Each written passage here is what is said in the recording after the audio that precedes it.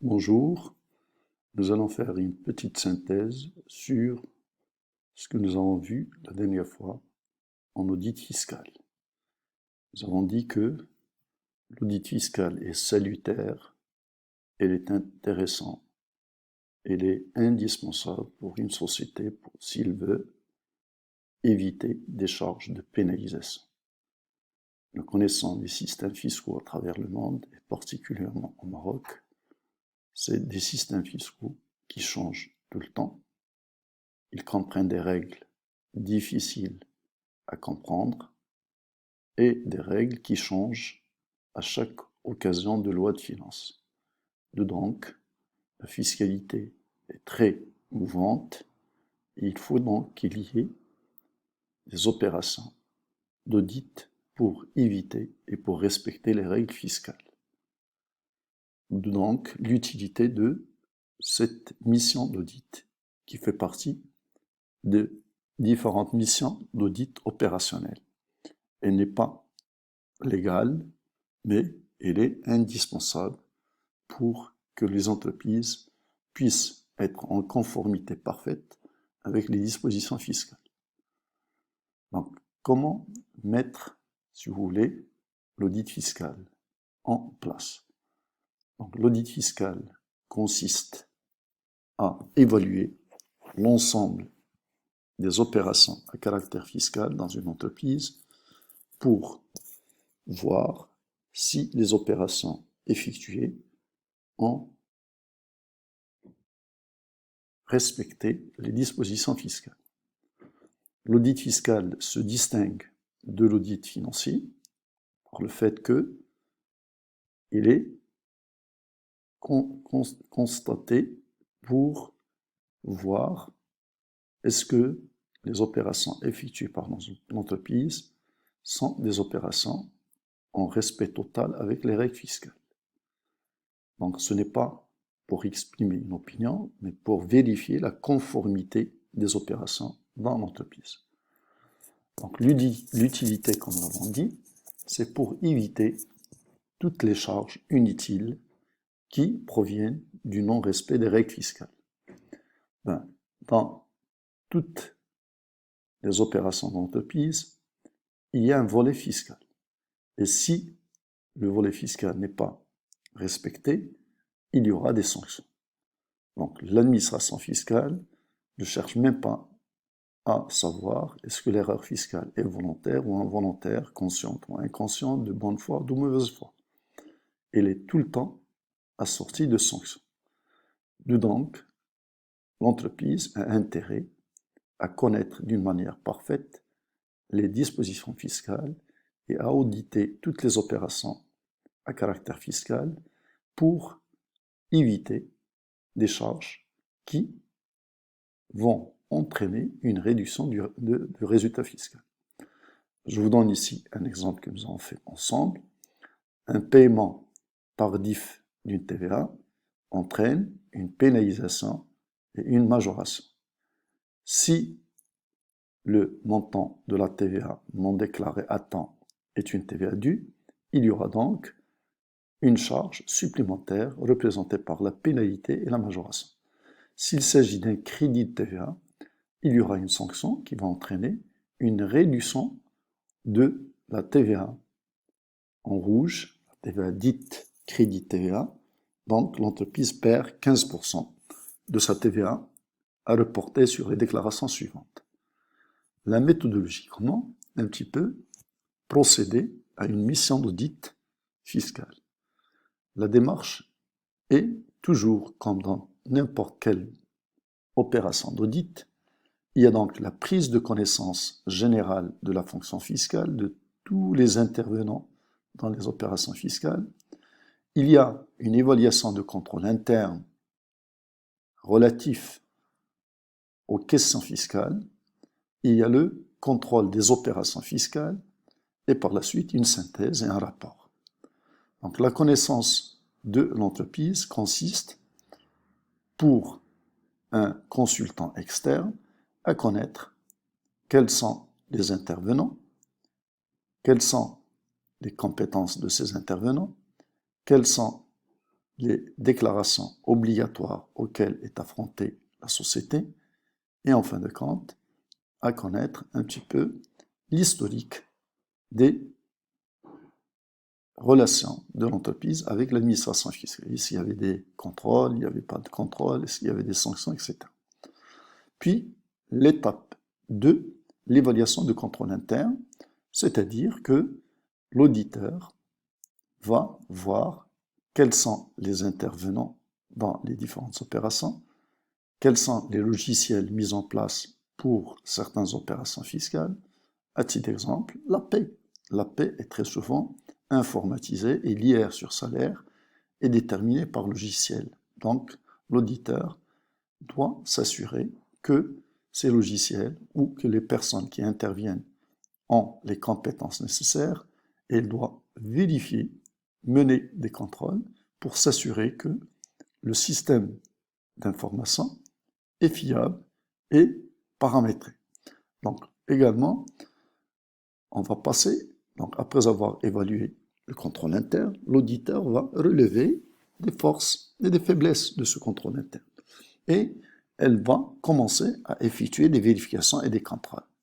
Alors, les contrôles vont être orientés vers les zones à risque. C'est le principe de l'audit par approche de risque.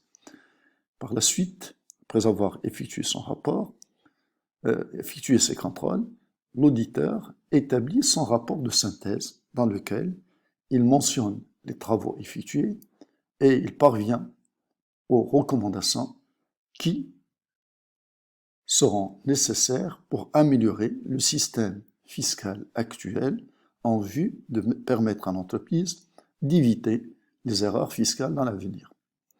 Donc la prise de connaissance de la fonction fiscale consiste à visiter l'entreprise et à connaître un petit peu donc les différents intervenants, comme nous l'avons dit, et puis la mission, si vous voulez, peut être acceptée ou refusée en négociation des honoraires demandés en fonction de l'ampleur de la mission que l'auditeur externe a jugé nécessaire pour effectuer son travail.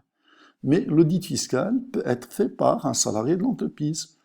Il suffit tout simplement de s'assurer que les compétences nécessaires pour effectuer cette mission sont garanties au niveau du salarié choisi pour faire une mission d'audit interne.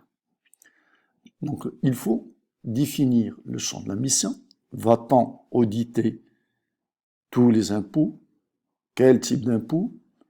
Va-t-on faire, si vous voulez, un travail pour l'ensemble des services dans l'entreprise ou uniquement au niveau d'un service bien déterminé? À titre d'exemple, la mission d'audit peut être limitée à la TVA. Bon, on va tout simplement s'assurer que la facturation de la TVA aux clients, la TVA récupérable auprès des fournisseurs et des tiers, et les déclarations de TVA et leur paiement se fait correctement. Donc, c'est une mission limitée. Mais on peut également voir une mission d'audit plus large.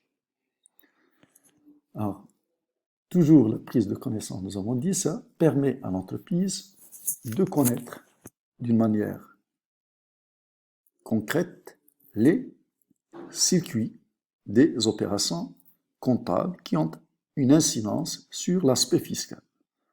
Donc, on passe à l'étape suivante, c'est l'appréciation du contrôle interne.